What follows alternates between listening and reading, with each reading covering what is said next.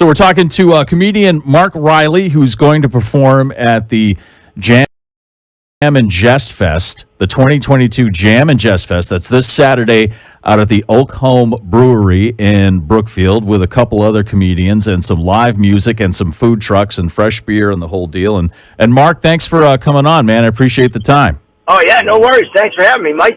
We've had you on before a couple times, and just to give people background, you were, or maybe still are, a hockey referee. You reffed a little bit in the NHL, AHL, college, stuff like that, right? Yeah, that was back in the day, and then now I just do mostly college stuff. But, yeah, I spent a week in the NHL, 1 week. 1 week. And what is did you punch the wrong guy in the face? Did you make the wrong call? Why just 1 week? Yeah, I wish I had a good reason. I think it was my nationality, to be honest with you, but we'll save that story for the stage. What do you... Okay, all right. Well, you can find out the answer to that this Saturday at the Jam and Jest Fest. Now, these days, though, are you still an elementary school teacher? Yeah, I teach 4th and 5th grade at a Montessori school. Correct me if I'm wrong. You're also a gym teacher, right? Oh, yeah. Yeah, and I do play dodgeball. Yeah, so I want to ask you about that because that's one of my favorite bits from you. You are like a dedicated dodgeball fan, and you think it's good for the kids to have the dodgeball experience, right? I think it helps them. I mean, I'm a big believer in it. You learn a lot when you take a ball in the face, you know, a dodgeball anyway. So I just think that it teaches the kids some good lessons, and we use the soft ones. We don't use the ones the bullies used back in the day on us. So, and the kids love it. That's the thing. The kids absolutely love it. Do you make the kids climb the rope? That was always a horrifying experience for me. No, I used to, but my gym now doesn't have a rope. So. Oh, geez, got budget cuts, right? Wow. Oh boy. Yeah. Well, how long have you been a teacher? 14 years. Wow. Now. Wow. So, yeah. Are you currently done for the summer? Yeah, we finished up last Friday, so I am off this week, and I teach at a camp. I do a camp over the summer at their academy, so I guess that's next week. But got a lot of shows this summer, and pretty excited about this Saturday for sure. This Jam and Jest Fest. So it's not like everybody says, "Oh, must be nice to have summers off." You know, when you say you're a teacher. Yeah, no, I haven't had a summer off since I started teaching, and I've been doing comedy 24 years now, and I joke and say I have 4 jobs year round. Like teaching, comedy, reffing, and I'm also the janitor at the school. Oh. Yeah, I do it for a little extra money and the material. Oh, right, exactly. I don't know if you know Jimmy Cash, who is from Worcester. Oh, yeah. You know Jimmy? Yeah, Jimmy's a great dude. Yeah, I love Jimmy. He's taken the whole school janitor thing to the next level. So you. Oh, yeah. He's got the magic green stuff and everything. He's the real deal. So. You guys should have some kind of show where it's you and him and some other, someone that's involved in the school system. Maybe a principal or another janitor or a lunch lady or something like that. Oh, lunch lady would be fantastic. Now, I don't know any lunch lady comedians. I wish I did.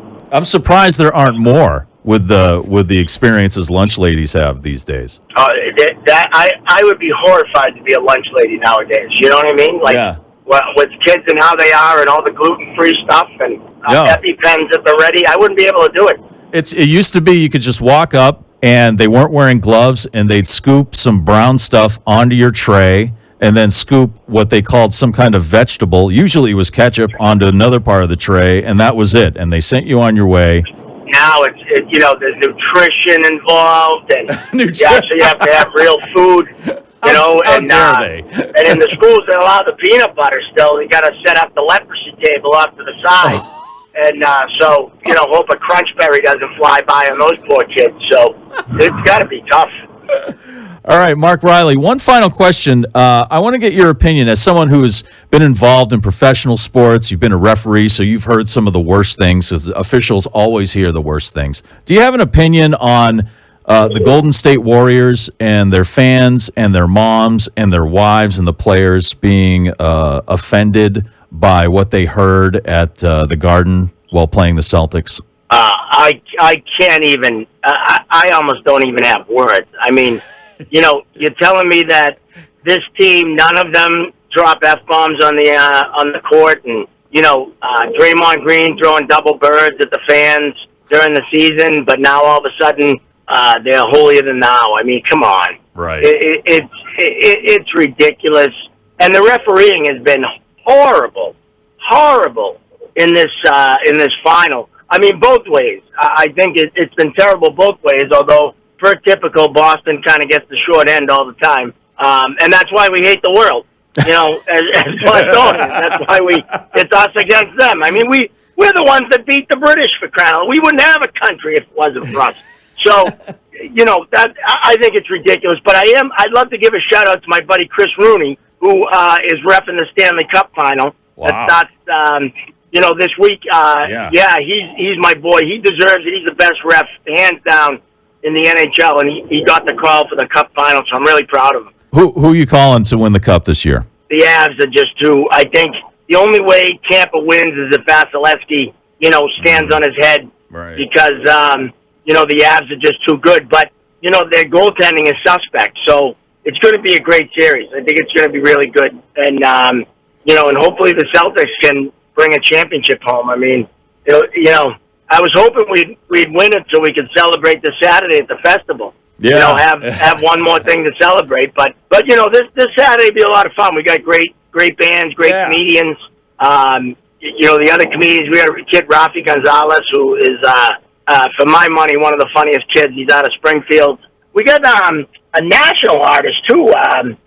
You would know it more than me. I'm not a real music guy, but Troy Gagne. Oh, yeah, Troy Gagne from the Fabulous Thunderbirds. Yeah, he's amazing. Yeah. He's amazing. Yeah, I can't wait. He's played, I think, with Booker T. Jones from Booker T. and the MGs. I mean, this guy's been around, and he can play his ass off. So, it's going to be great. It's going to be music, and then in between the musical artists, the comedians will get up there and do some stand-up. So they got a pretty good thing going on this Saturday. It'll be fun. Mark Riley, thank you very much for taking the time, man. I appreciate it. We'll see you on Saturday. Sounds good, Mike.